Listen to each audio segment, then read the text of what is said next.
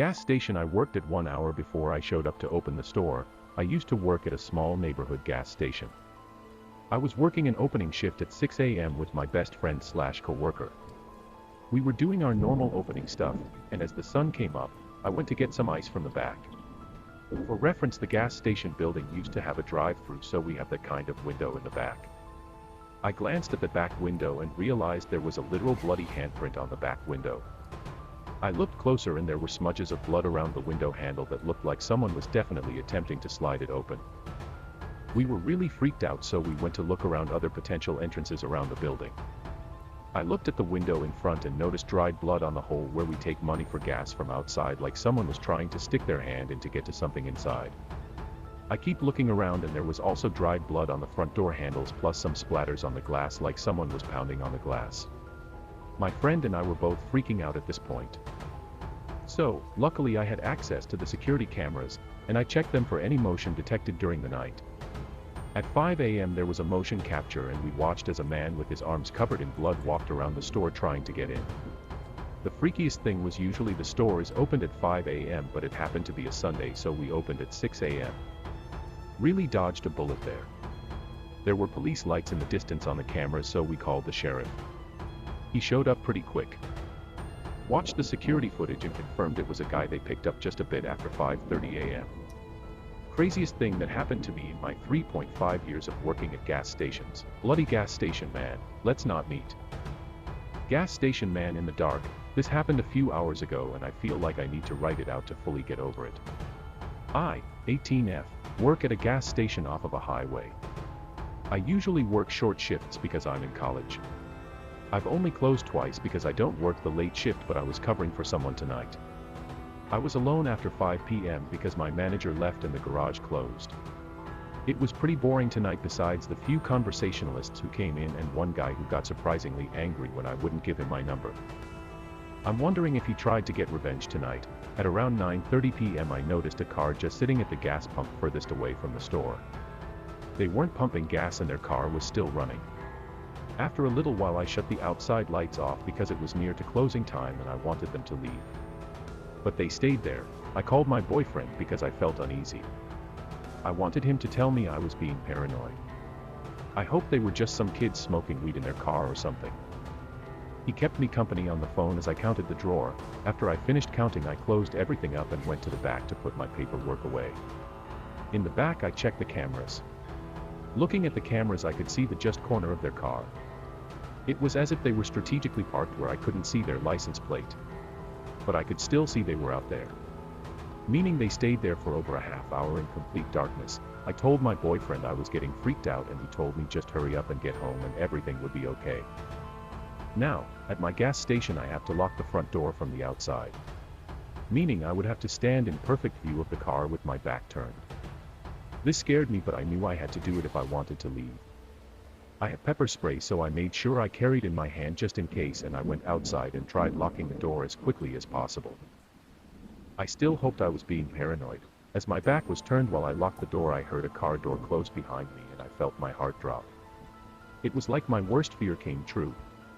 My hands began to shake as I fumbled with the lock. I was so scared he was coming up behind me. When I finally locked it felt like forever, but it was probably only a few seconds. I yanked my key out of the door and speed walked to my car. I still wanted to seem unbothered, praying this wasn't what I thought it was. Once I got in I locked my car door and looked out the window. I saw a man in a baseball hat walking around in the dark. I was still on the phone with my boyfriend and I started freaking out, saying things like oh my god, he got out of his car, what do I do? My boyfriend told me to get out of there as fast as possible and I did just that. But as I started to back out to the parking spot, I saw the man get back in his car. As I started to drive away the man in the car started to leave too. I knew this wasn't a coincidence. When I pulled out of our parking lot I pulled out right in front of someone, probably scared them half to death, but I wanted to put a car in between me and the man. To my horror the car ended up turning and my pursuer sped up to be right behind me. I couldn't doubt myself anymore, I knew this guy was following me. When I think back to it now he wasn't being very subtle at all. I knew I couldn't go home because I did not want this creep knowing where I lived. At this point my mom and my boyfriend were both on the phone and they told me to drive to the police station. I did just that. The man followed me all the way there. Once the police station turned into view though, the man's car sped up and flew past me. I have never felt so relieved in my life. I drove home as fast as possible, literally shaking as I began to process what just happened. I'd never been followed like that before. I couldn't help but think what could have happened if I took a few seconds longer to lock the door. Or even worse, if I went up to the car to ask them to leave before I closed. Once I got home my little brother offered to give me one of his pocket knives. His sweetness made me feel better. I'm definitely going to call my manager in the morning to check the security footage, but, to the creepy man who tried to follow me home, let's not meet again.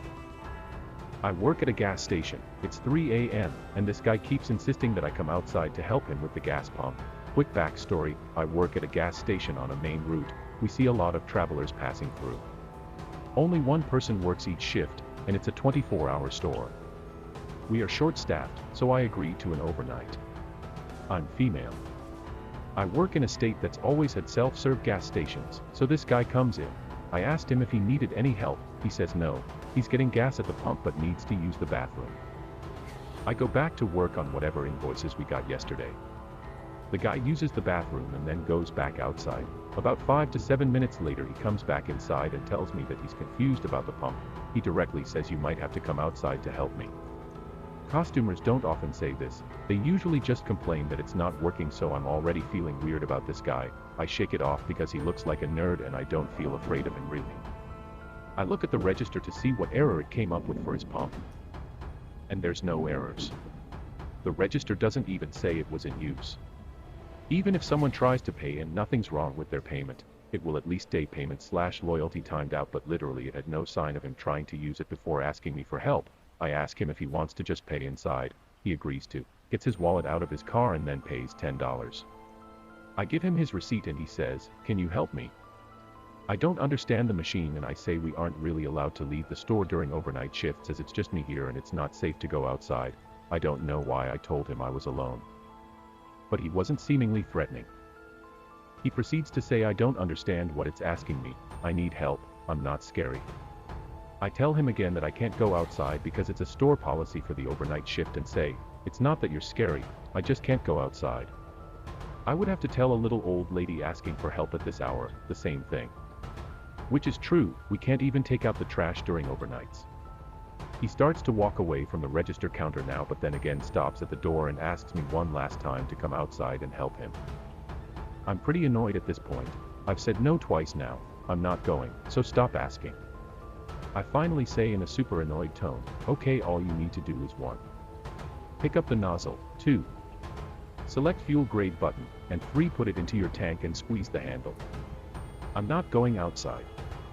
Then he finally goes back to the car, and the register tells me he had no trouble pumping gas. Also his plates seem like they're from the state I work in. This kind of thing wouldn't make me suspicious usually. But the fact that he originally opted for me to go outside instead of bringing money inside, at 3 a.m., is weird. Along with how he didn't bother to use the pump before he came inside to ask for help, claiming it wasn't working and him not taking my first no for an answer. NO means NO, so potential gas station abductor, let's not meet again. Old gas station in the middle of nowhere. When I was younger, every year for Christmas I would drive upstate to my aunt's house along a stretch of highway. I cannot for the life of me remember the name of this road, all I know is it runs nearby Akron, New York, at some point. However, most of the drive is through rural areas with little to no towns nearby, so it was the dead of night and my groggy self had gotten off a long shift and had to drag my ass to my aunt's house since my extended family was expecting me the following morning. Near halfway through the drive I realized I was low on gas, which irritated me. My brother told me he had filled it up the day before, so he either forgot or was straight lying. I saw an archaic-looking sign for a gas station off the next road. It wasn't an official road sign, literally a pole with a slab of metal attached with "gas off next exit," or something along those lines painted on. That seemed a little sketchy, but people do the same thing with fruit stands on highways, so whatever. I pulled off the next exit on some dilapidated country-esque road through dense woods. The whole thing was creepy and surreal. I kept expecting Leatherface to come running out of the trees with a chainsaw. Anyways, eventually I came to the gas station and realized quickly it hadn't been open for years. It was all rusted and the convenience store's roof was caving in. The gas pumps had all been taken out as well. I pulled over next to it and checked my gauge. I would probably only make it another half mile before running out. So I called AAA and they said they'd send a truck over. Now I played the waiting game. I left my engine on because when the headlights were off everything was pitch black and my paranoid self wasn't sitting next to an abandoned gas station in the middle of a forest in complete darkness. So most of the wait went uneventful until I sensed movement around the side of the old store, where my lights are pointed. I look up but didn't see anything more, so I look back down at my phone. Then over the sounds of the night, I hear someone yell, "Hey buddy. Come here," in a demanding tone. I look up and I shit you not, there's a dude standing by the old store, looking towards me, illuminated by my headlights. He looked like a run-of-the-mill homeless guy. I was honestly spooked, and figured he must have been squatting there. Still watching him, I rolled down my window and yelled something like, "Yeah, what's up?" Still mentally crapping myself. I had my foot ready to floor it out of there at the first sign of trouble. "You got any change?" "No, I don't, sorry man." I look up at him. He has this kind of vacant expression and is standing stiff. Then I see more movement. There are heads. About 20 or so heads, peeking around trees beyond the man I'm talking to. I can't see them clearly at all, but they are definitely people. Literally just heads, staring in my directions from around the trees. I see another guy beginning to walk from around the gas station, and then I turned around and sped off.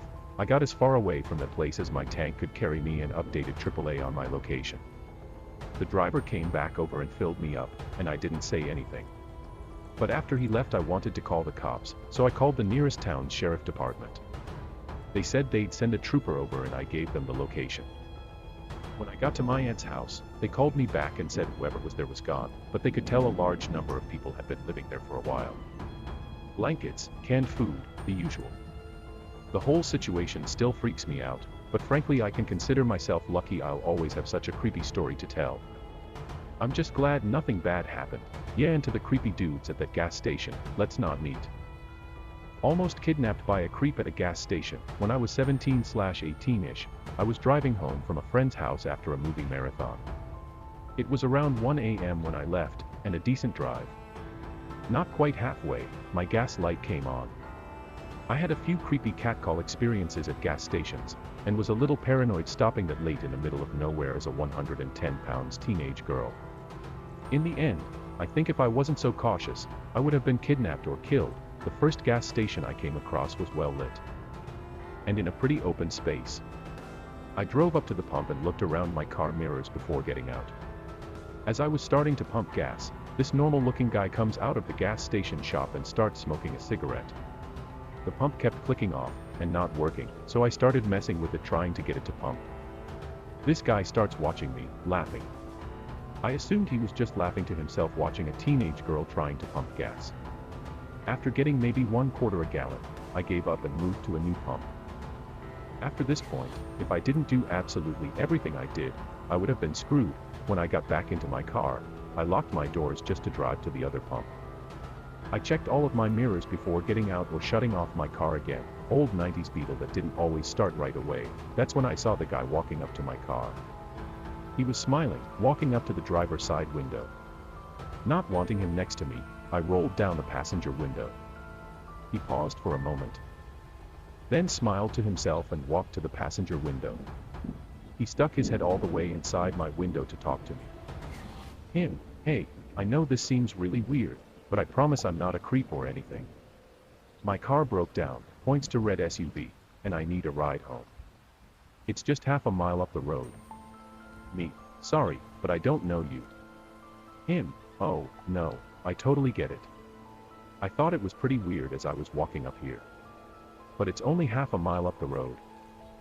I'm totally stranded. Me, I wish I could help you, but I really don't know you." Him, "Yeah, I got you.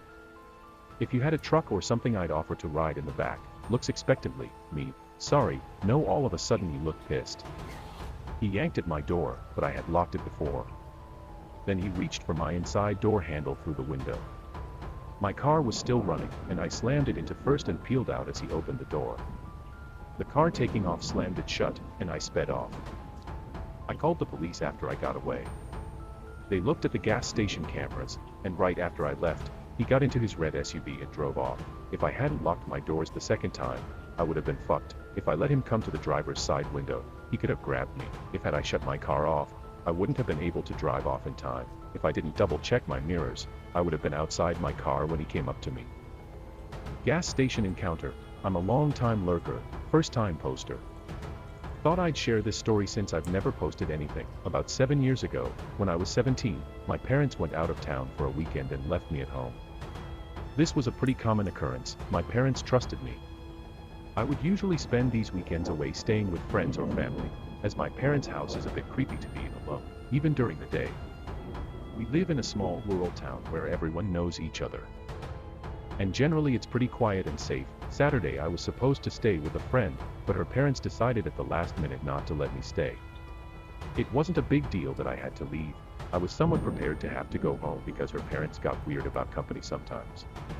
I left her house, which is about 15 minutes from my parents' house, around 9:30 or 9:45. While I was on the way home, I got a weird feeling that I can't really explain. I just knew that I didn't want to go stay at my parents' alone. I called my brother and asked if I could stay with him. At the time, he was living with a woman who had a small child. He told me it would be quieter and easier for him to just come stay with me, since his dog would bark if I tried to come in the house. He said he would be at our parents' in 20 minutes. Side note that's relevant later, my brother's a relatively scary-looking guy. He's about 6 feet 3 inches, 200 pounds, pretty muscular and covered in tattoos. After hanging up, I decided to stop at a gas station and grab a snack before going home so that my brother would be there when I got there. I pulled into the gas station. There were only a few cars in the lot, which is typical because this is a small town in the rural south where everything pretty much stops after 8 p.m. I parked and walked up to the door. There was a man standing outside the door smoking. He opened the door for me without saying anything. This is normal Southern hospitality, especially since I'm female. Smiled and thanked him. Inside, there was another man standing by the door. I noticed him staring at me as soon as I came in. He gave me that gross up and down look and said something to the effect of, "Hey sexy, what are you doing alone?" Creepy as fuck. I just ignored him and walked towards the back of the store. He yelled after me and called me a bitch. I still ignored him. I figured he was drunk or high or just an asshole. Most people around here talk a big game but rarely back it up. I wasn't scared, just annoyed. I got my snacks and paid at the counter. When I walked back up to the door, both the men were gone. I was happy to not have to deal with any more catcalling. I began walking across the lot towards my car, which was probably about 100 feet away from the door. As I was walking, I looked down at my phone to see if enough time had passed for my brother to be at my parents'.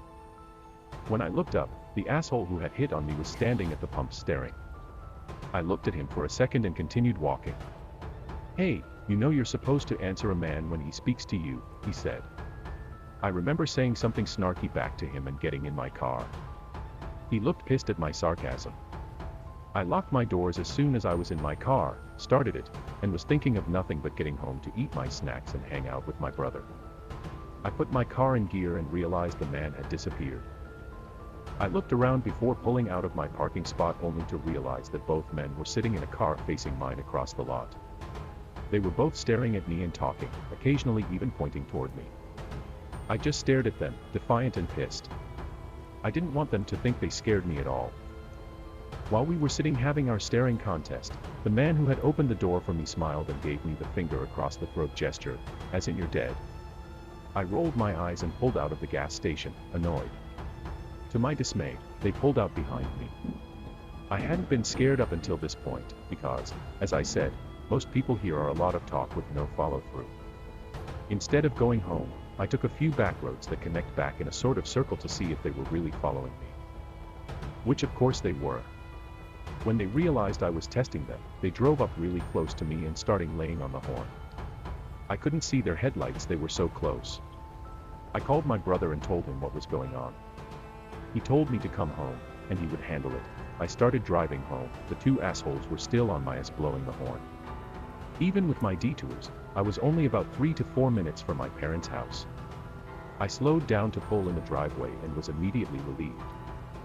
At the end of the driveway, my brother was standing shirtless, with his shoulders back, hands crossed in front of his stomach, clearly holding a pistol, his intimidating-looking pit bull sitting by his side. I drove around him into the yard. The two guys actually started to pull in behind me until they saw my brother, then they hightailed it out of there. I have no idea what they would have done if I had stopped somewhere alone or kept driving.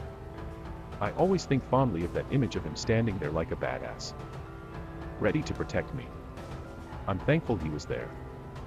A stranger got in my car at an empty gas station and wouldn't get out. This happened just last night, and honestly I'm still a little shaken up over it. I'll try to retell the tale exactly as it happened, but my fear is sure to have fudged my memory a bit. I work evenings as a dispatcher in a medium-sized Midwestern city. I was driving home at 2 a.m. when I stopped for gas. In retrospect, it was stupid to have stopped at all. The gas station was poorly lit and completely empty of any other customers. But I knew the shady areas of town and this was not usually one of them. As I was pumping gas I noticed a middle-aged black woman sitting on the curb across the parking lot. It was a cold night and had just started raining. The woman was not wearing weather-appropriate clothing so she was drenched. When the woman saw that I was watching her she called out to me from across the parking lot. My second of many stupid decisions that night was choosing to engage with her. I was worried for her. So I approached her to see what sort of help I could offer. "Hi beautiful. I'm just trying to get home, but no one will help me," she said. "I'm trying to get to City A but the cab ride is $60 and I only have $40. Can you help me? I don't usually give money to panhandlers, but this woman seemed genuine." The weather was terrible and my job centers around helping people so I agreed. I told her I didn't have any cash, but if she would come with me inside I'd take some money out of the ATM and give her a few dollars. But the ATM wasn't working. I apologized and told her there was nothing else I could do for her. She followed me back outside, idly chatting with me as I opened my driver's door to get in and then she got in my car. I was too shocked to really say anything. I sat staring at her as she buckled herself into the passenger seat. As soon as she got into my car her demeanor changed entirely. She no longer seemed forlorn as much as she did extremely excited and restless. "Just take me to my aunt's house," she said. "She can give me money." Of course, alarm bells are going off in my head. Although my first instinct is to tell her to get the fuck out of my car, my gut tells me that that would be dangerous. She'd already proven to be unpredictable. She seemed to be high, and I didn't know if she had any weapons on her. Forcing her out of my vehicle, I thought, had the potential to elicit a violent reaction. "Where are you asking me to take you?" I finally said. "Just start driving, and I'll tell you where to turn." "No. If you want me to consider driving you somewhere, I need you to tell me where we're going," I say, with no real intention of driving her anywhere. "Don't worry, honey. I'm not one of the bad blacks. I'm not going to rob you or nothing. Just drive." "No," I repeated. "What is your aunt's address?" "Okay. It's on Street A. What's the house number?" As I was asking her questions, she got really agitated. We still had not left the gas station parking lot. I considered getting out of the car and going into the gas station for help, but A, she had seemed to know and be friendly with the one attendant that was inside when I tried to get money, and B, I wasn't about to leave her alone in my car. Finally, she snapped at me and said, "Why are you asking me so many questions? I thought we were friends. You don't trust me? Is it because I'm black? I work at a police department." I said, "It's my job to ask these sort of questions." She flipped the fuck out. She started yelling at me about being a snitch, about trying to get her in trouble, just in general losing her damn mind. At this point, I'm more scared than ever. I just wanted her gone, but my instinct still told me asking her to get out of my car wouldn't work. So I decided to take a risk. I'm not a police officer, I just work at a police department. Why don't I take you to Walmart and see if they have an ATM that works? My idea was to get her out of my car as peacefully as possible, then lose her in the store. She liked my idea and immediately calmed down. I knew that driving off with this woman in my car was incredibly risky, but it seemed like my best option at the time. As we're driving, she keeps talking to me. Her thoughts were erratic, bouncing all over the place. It sometimes seemed difficult for her to follow through on a thought, but this is roughly how our conversation went. "I'm glad we're friends now. I have about 5 or 6 people trying to get me. I'm going to come to your work tomorrow so we can go arrest them together." "Okay. We can talk about that tomorrow." Tonight you said you're trying to get home. Yes, honey. I'm trying to get to City B. City B. I thought you said you needed to go to City A. Yeah, City A, that's what I meant. That's why the cab ride is $40. It's far away. The cab ride is $40. Yeah, baby. You said you have $40. I do, baby. I have $40, but the cab ride is $60. Silence. Are you sure you can't take me to my aunt's house? She lives close by on Street B. I thought you said she lived on Street A. No, baby. I meant Street B. But it don't matter because she won't give me money anyway. You sure you can't just take me to City A? It was terrifyingly obvious that this woman was utterly full of shit, because the details of her story were constantly changing. When we pulled into the Walmart parking lot, she finally got out of my car, only after I got out first, and followed me into the store. I told her before we went to find an ATM I needed to use the restroom. My plan was to call the police from inside a stall. But she followed me into the bathroom, and that's when things got really weird. She grabbed the crook of my arm and whispered into my ear, "If you don't got no money to give me, that's okay. But let me ask you something, sweetie, do you like getting your pussy ate?" I told her no as forcefully as I could manage, bolted into a stall, and locked the door as fast I could possibly manage. As soon as I had a barrier between us, I said, "You know, I have some friends at the police department that can probably help you better than I can. I'm just going to call them and we can figure this out together." Again, at the mention of the cops, she started screaming at me. I just kept reiterating that the police would help her. She snapped at me that she was just going to leave and stormed out of the bathroom. But it wasn't over. I waited to make sure she was really gone. Sure enough, not 60 seconds after she left, she came back into the bathroom and started banging on the stall door. And she said something that scared me more than anything else. "Hey, come back to your car with me. I left my beer in your car." I blatantly tell her that no. I saw her get into my car and she had absolutely nothing with her other than the clothes on her back. After that, she left the bathroom again and didn't come back. I waited a good 5 minutes before exiting the bathroom. I immediately found a manager who called the police for me. Thankfully, I was in a different police jurisdiction from the one I work in, because I was mortified at how entirely stupid I had been the whole night and would have died of embarrassment if any of my co-workers had responded. The officer that responded took my statement and advised me to be more careful in the future. He said that sometimes panhandlers turn violent, and that just recently there had been a report of a woman who matched my description assaulting a Good Samaritan that had stopped to try to help her. I definitely learned a lesson on stranger danger, and I'm lucky to have come out unscathed. I'm glad my stupidity didn't kill me.